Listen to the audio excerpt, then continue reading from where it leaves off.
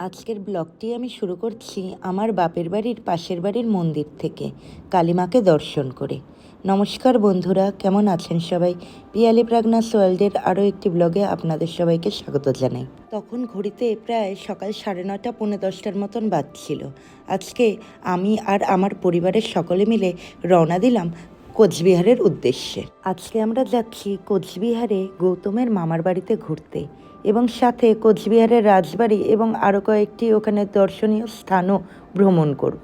আমার বিয়ের 13 বছর পর এই প্রথমবার আমি আমার মামা শ্বশুরের বাড়ি যাচ্ছি। তার সাথে কোচবিহারে ঘুরতে যাওয়া আমার জীবনের প্রথমবার।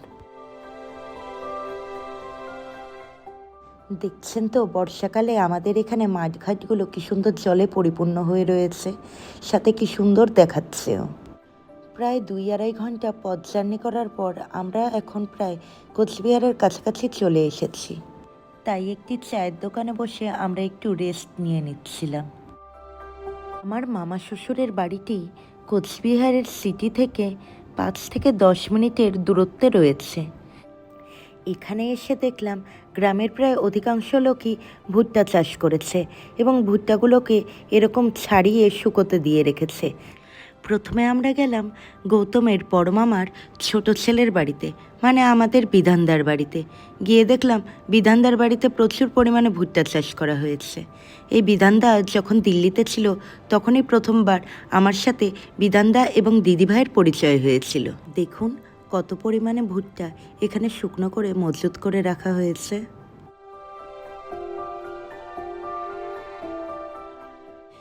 দাদার বাড়িতে 10-15 মিনিট থাকার পর আমরা চলে আসলাম মামার বাড়িতে। দেখছেন তো বাড়ির পাশে কি সুন্দর পুকুর রয়েছে।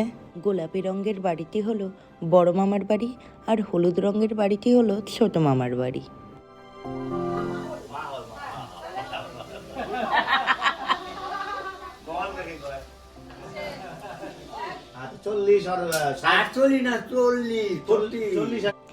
গৌতম ওর বড় মামার সাথে বসে বয়সের হিসাব করছিল। এরপর আমরা দাদার বাড়িতে লাঞ্চ সেরে কোচবিহারের রাজবাড়ির উদ্দেশ্যে রওনা দিলাম। রাজবাড়িতে পৌঁছতে আমাদের সময় লেগেছিল 5 থেকে 7 মিনিটের মতো। আমরা আমাদের গাড়িটিকে এখানে পার্কিং করে রাজবাড়ির উদ্দেশ্যে পায়ে হেঁটে রওনা দিলাম। বাহ, কি সুন্দর এবং কতখানি জায়গা জুড়ে এই রাজবাড়ি অবস্থিত রয়েছে। যেহেতু আমরা বর্ষাকালে গিয়েছিলাম তাই দেখলাম রাজবাড়ির মাঠে প্রচুর বড় বড় ঘাস হয়ে রয়েছে আর সাথে প্রচুর জল এবং কাদাও জমে রয়েছে।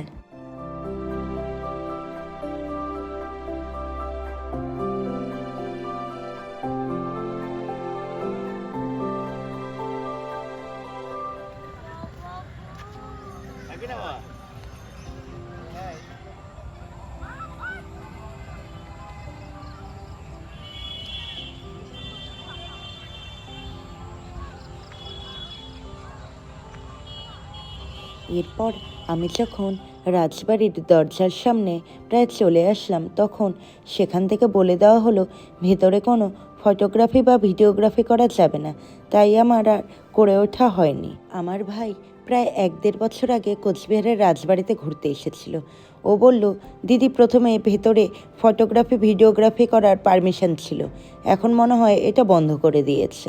এরপর আমরা এখান থেকে সোজা চলে গিয়েছিলাম মদনমোহন মন্দিরে।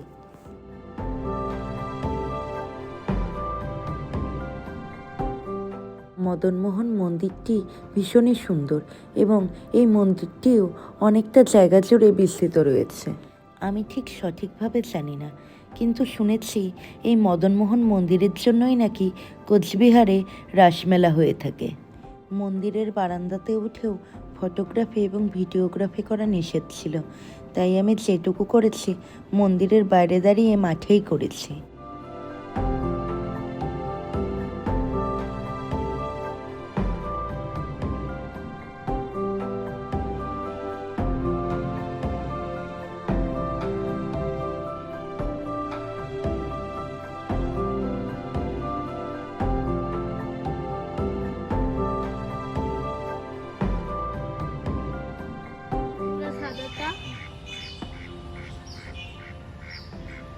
और हाथों से হ্যাঁ, ওটা ওদের পাই হাত মা।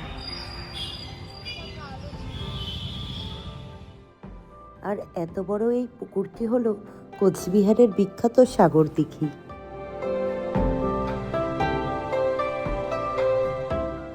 আর এই হলো সন্ধ্যাবেলায় আলোকিত হওয়া কোচবিহারের প্রাসাদের গেট।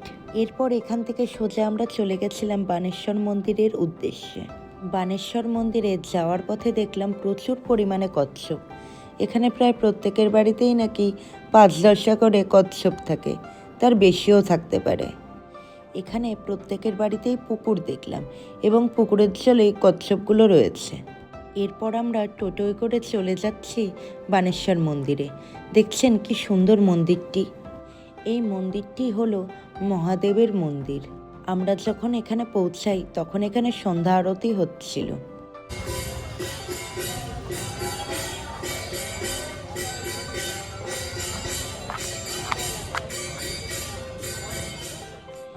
এরপর আমরা মামাবাড়িতে এসে রাত্রে ডিনার সেরে একটু রেস্ট করে জলপাইগুড়ির উদ্দেশ্যে রওনা দিলাম। আমার ভিডিওটি যদি আপনাদের ভালো লেগে থাকে তাহলে অবশ্যই লাইক কমেন্ট করবেন এবং পাশে থাকা বেল আইকনটিকে প্রেস করে দেবেন নোটিফিকেশন সবার আগে পাওয়ার জন্য। আজকের মতন ভিডিওটা এখানেই শেষ করছি। দেখা হবে নেক্সট ভিডিওতে। Tata, bye bye.